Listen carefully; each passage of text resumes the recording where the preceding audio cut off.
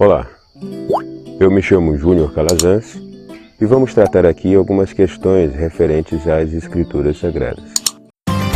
Programa Água Viva com Júnior Calazans.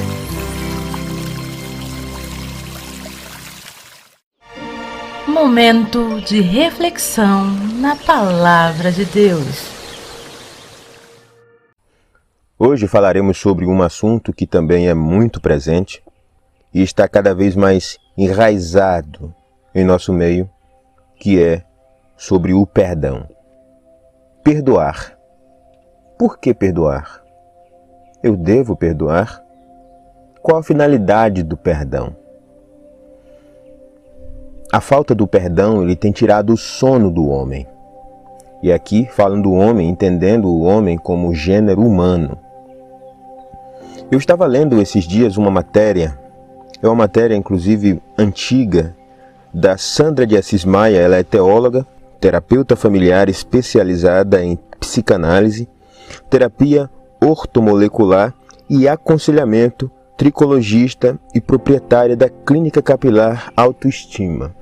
Bom, ela traz em seu estudo, nesse artigo, algo que é muito interessante, me chamou a atenção, que é justamente a questão do perdão. Ela diz que estudos comprovam que a falta de perdão pode desencadear em doenças emocionais e físicas como depressão, dores musculares, hipertensão e até câncer. O perdão está intimamente ligado às emoções. Esta energia negativa pode voltar para nós e, se não for tratada, resulta em situações de somatização. Então essa fala dela realmente nos faz refletir sobre os males de se reter o perdão. Vamos agora à luz da palavra para entendermos um pouco essa questão que é tão presente no nosso meio. Bom, o texto que teremos como referência é Mateus 18, do 21 ao 35. A versão que eu vou utilizar aqui é a Nova Versão Transformadora.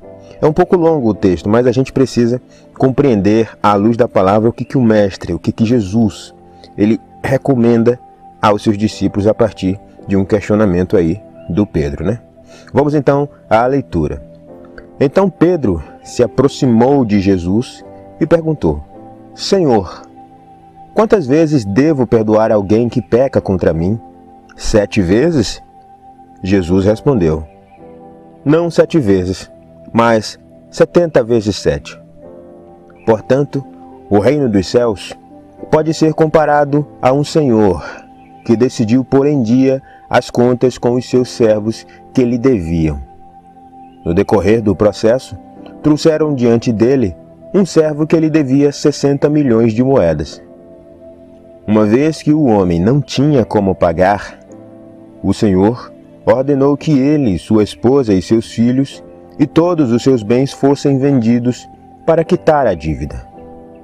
O homem se curvou diante do Senhor e suplicou: Por favor, tenha paciência comigo. Eu pagarei tudo. O Senhor teve compaixão dele, soltou-o e perdoou-lhe a dívida. No entanto, quando o servo saiu da presença do Senhor, foi procurar outro servo que trabalhava com ele e que lhe devia 100 moedas de prata. Agarrou-o pelo pescoço e exigiu que ele pagasse de imediato.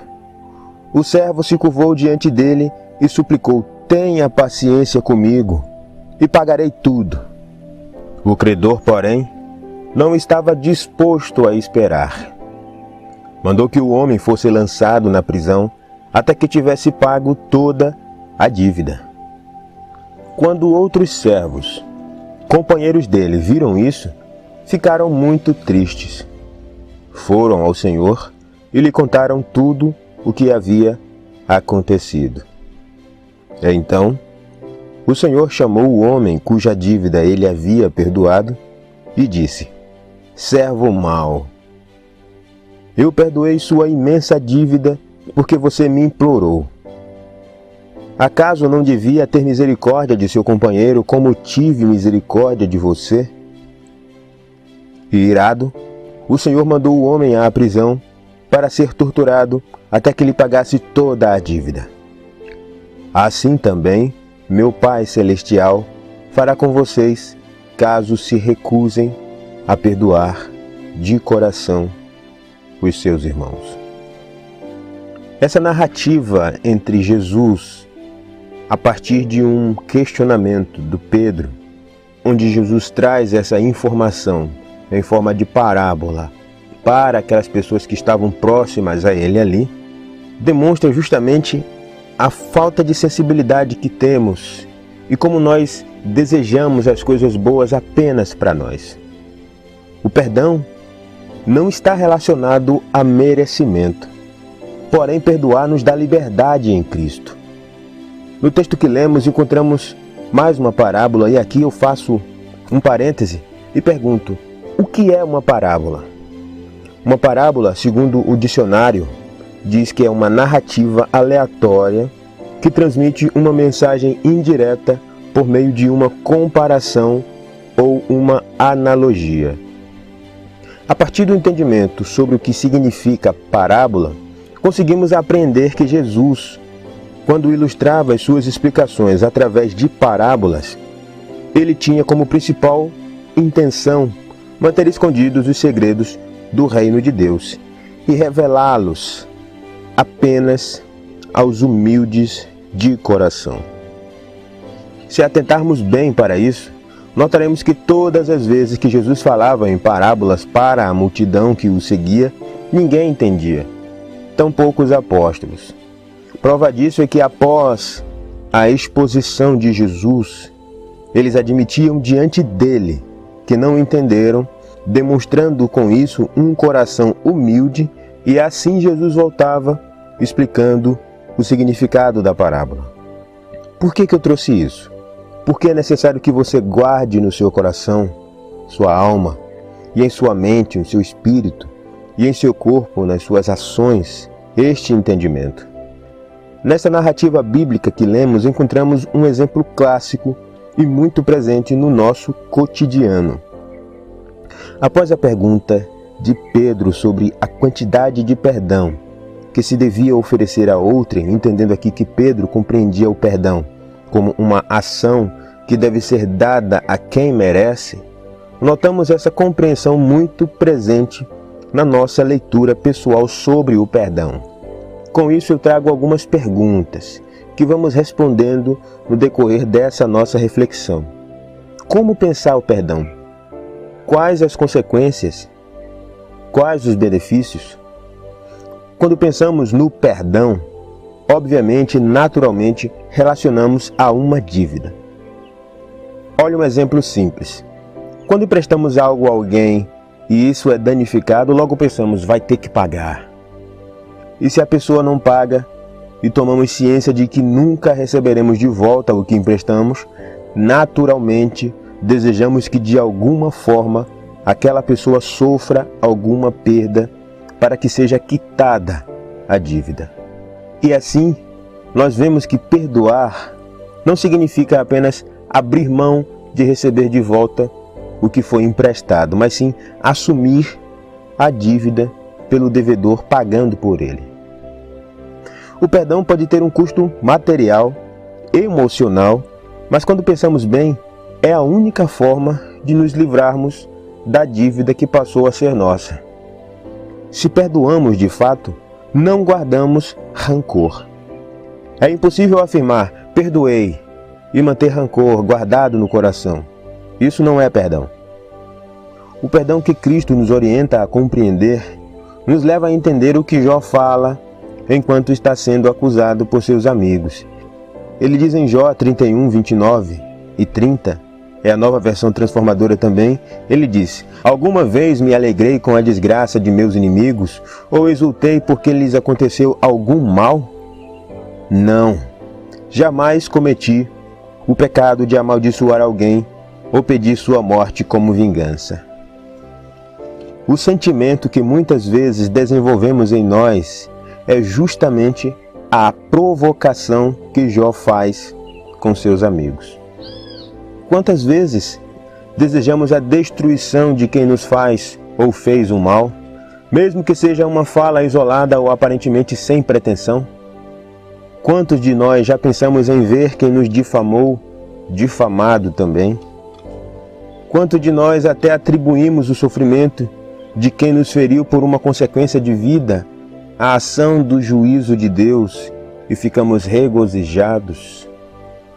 Quando vemos sobre a armadura de Deus, elaborada com maestria pelo apóstolo Paulo na carta aos Efésios, capítulo 6, relembramos que o agente da nossa luta e que a sua origem é espiritual. Mas na maioria das vezes, negamos essa verdade e queremos resolver tudo na força do braço. E resolve? Isso resolve o problema? Vamos ler agora um texto de Romanos, capítulo 12, o verso 14 e 19, que diz o seguinte: abençoem aqueles que os perseguem. Não os amaldiçoem, mas orem, para que Deus os abençoe. Amados, nunca se vinguem. Deixem que a ira de Deus se encarregue disso. Pois assim dizem as Escrituras: a vingança cabe a mim, e lhes darei o troco, diz o Senhor. Nesse trecho que lemos, nós vemos Paulo, o apóstolo, recomendando que oremos pelos nossos inimigos e não desejemos a eles nenhuma espécie de mal. E Paulo se apoia numa narrativa do próprio Cristo no livro de Mateus, capítulo 5, do 43 ao 48, onde Jesus diz: vocês ouviram o que foi dito, ame o seu próximo e odeiem o seu inimigo. Eu, porém, lhe digo, amem os seus inimigos e orem por quem os persegue. Desse modo, vocês agirão como verdadeiros filhos do seu Pai, que está no céu. Pois ele dá a luz do sol tanto aos maus como aos bons, e faz chover tanto aos justos como injustos. Se amarem apenas aqueles que os amam, que recompensa receberão? Até os cobradores de impostos fazem o mesmo. Se cumprimentarem apenas os seus amigos, que estarão fazendo demais? Até os gentios fazem isso. Portanto, sejam perfeitos, como perfeito é o seu Pai Celestial. Olha só que coisa extraordinária. O perdão não está relacionado a uma lógica humana, até porque se partirmos dessa lógica, não perdoaremos porque a nossa natureza é pecadora e perversa. O ato de perdoar está e se mantém acima do que habitualmente conseguimos elaborar. Contudo, no texto que lemos inicialmente, notamos que a consequência de não perdoarmos será o peso do nosso pecado caindo sobre nós. Prova disso é a mais famosa oração ensinada por Jesus, onde um trecho que todos declamam livremente não é refletido. Isso está em Mateus, capítulo 6, no verso 12 e 14. O 12 diz: e perdoa nossas dívidas, assim como nós perdoamos os nossos devedores. O 14 diz: seu Pai Celestial os perdoará se perdoarem aqueles que pecam contra vocês. Mas, se vocês se recusarem a perdoar os outros, seu Pai não perdoará os seus pecados. Outro detalhe que também nos seduz é o perdão gerado por um sentimento de superioridade. E como compreendemos, este também não é uma forma de perdão. Pensar o perdão de forma honesta nos levará a olhar dentro de nós e enxergar o quanto somos dependentes diariamente do perdão de Deus por um aspecto simples de compreender. No livro de Romanos, capítulo 5, vamos ao verso 12, 18 e 19, diz o seguinte: quando Adão pecou, o pecado entrou no mundo, e com ele a morte, que se estendeu a todos, porque todos pecaram. É verdade que um só pecado de Adão trouxe condenação a todos, mas um só ato de justiça de Jesus removeu a culpa e trouxe vida a todos. Por causa da desobediência a Deus de uma só pessoa, muitos se tornaram pecadores. Mas, por causa da obediência de uma só pessoa a Deus, muitos serão declarados justos. Para concluirmos então essa nossa reflexão, nós vamos entender o seguinte: o perdão e o ato de perdoar nos sugere mais exame interior, mais um exame pessoal, do que uma tratativa com o nosso semelhante. Porque se revelarmos os pecados que já cometemos, sejam em pensamentos ou em ações, reações, desde quando nascemos, notaremos que o sacrifício de Cristo, mais uma vez, nos livra da morte eterna. Quando pecamos, precisamos pedir perdão ao Senhor em reconhecimento pelo nosso pecado ou transgressão. Quando assim fazemos, admitimos o erro e, a partir do arrependimento, o pedido de perdão, ele nos reintegra à comunhão com Ele. Vale entender que o fato de nós pedirmos perdão a Deus, reconhecer o nosso erro, não é um elemento que vai proporcionar a salvação, porque o perdão, ele não elabora a salvação, ele não cria a salvação. Não é como se você tivesse uma chave: eu perdoo, eu vou ser salvo. Eu não perdoo, sou condenado. Não tem nada a ver com isso, porque a salvação é garantida por Cristo. O que nós estamos falando aqui é relacionado à nossa comunhão com Deus, comunhão com Jesus, comunhão com a Trindade, comunhão com o Pai, comunhão com o Filho, comunhão com o Espírito. Porque a partir do instante que nós não perdoamos, nós perdemos a comunhão com Deus.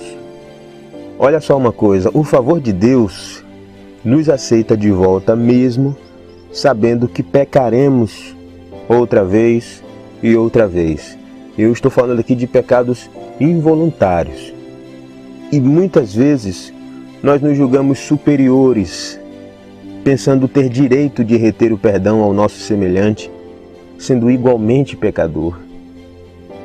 Perdão não se solidifica por sentimento ou merecimento, e tampouco por ser superior. O perdão se constrói a partir de uma compreensão inteligente e racional das Escrituras Sagradas. O desejo de perdoar produz em nós, a partir do Espírito Santo, o perdão. Porque somos tão dependentes do favor e do perdão de Deus Pai quanto qualquer outro ser.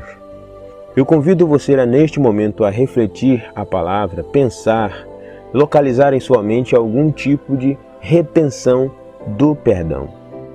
E a partir de você identificar esse fato, busque então assumir essa dívida, perdoe, libere o perdão, não porque você é o bonzinho, mas porque você precisa se relacionar intimamente com Deus. E a partir de você liberar o perdão, você reintegra, reestabelece a sua comunhão com Deus a partir de Cristo Jesus. Vamos orar neste instante. Pai, te damos graça, porque o Senhor é um Deus bondoso, amoroso, perdoador e galardoador. Eu peço, meu Deus, que esta palavra que o Senhor trouxe para nossa reflexão neste momento, que ela corta dos dois lados, ela fala também muito forte para mim, ela venha a ser praticada, Senhor. Praticada com inteligência, praticada com entendimento. Não por emoção ou emocionalismo, mas com entendimento, com verdade e plena consciência. Pai, eu te peço, Pai, que cada pessoa que escutou essa palavra, cada pessoa que vai escutar posteriormente, que está escutando agora, eu peço, Senhor, que o Senhor, em nome de Jesus, produza a necessidade, o desejo de liberar o perdão em cada uma dessas pessoas. Pai, eu te peço que o Senhor, meu Pai, venha sarar toda a ferida que magoa a alma, sarar toda a ferida que muitas vezes tem impedido que essas pessoas se relacionem com outras. Pai, eu te peço que o Senhor vá em todas as camadas, em todas as categorias do intelecto dessas pessoas e faça com que elas compreendam a necessidade de perdoar. E assim, meu Pai, estabeleça o teu reino na vida dessas pessoas.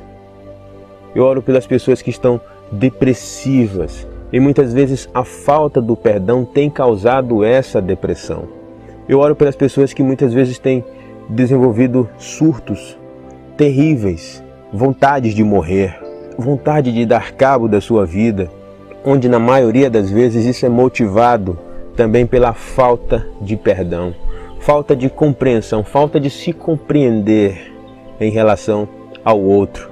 Pai, eu te peço que nós venhamos nos agarrar no Senhor e que a partir do Teu Santo Espírito nós sejamos limpos, livres de toda a culpa, em nome do Senhor Jesus. Obrigado, Pai. Obrigado, Filho. Obrigado, Espírito de Deus. É isso que eu te peço em nome do Senhor Jesus. Amém.